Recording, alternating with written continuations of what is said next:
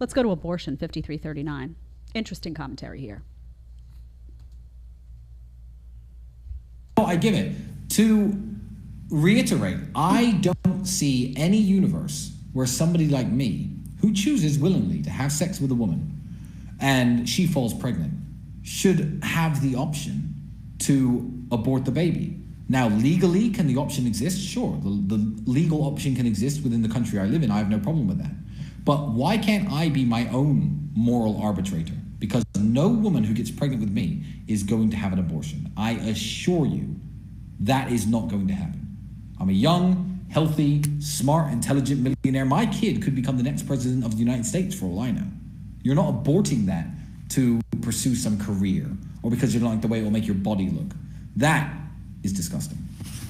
So those are my personal views on abortion. To summarize, I'm against it for myself. Me and healthy, able-bodied people should be the moral compass for themselves and be against it themselves. And I think if everybody thought that way, you'd have a lot fewer abortions. And also, people should just make smarter, more informed choices with who they have sex with. Because I've heard this, Tristan, what if you get some crackhead pregnant? I wouldn't have sex with a crackhead. So what universe is that going to happen? Absolutely stupid argument. Okay, and he's right. That's an absolutely ridiculous argument. But people say that all the time. Well, what if you stop a crackhead? She got pregnant. Well, I would make that decision not to do that and wouldn't be in that predicament. So what you're hearing here from Tristan Tate is a personal responsibility argument.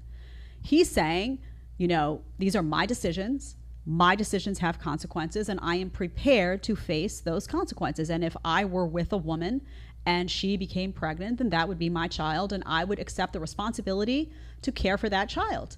So it's a personal responsibility argument. That's all. Now, I do think it's interesting that he says, he would say, you're not aborting that to the woman. And that is interesting because he believes that he would have the authority to say that in that dynamic. But a lot of guys don't have any say, right? They really don't. They don't have any say. And they're told, well, it's not your body, so shut up.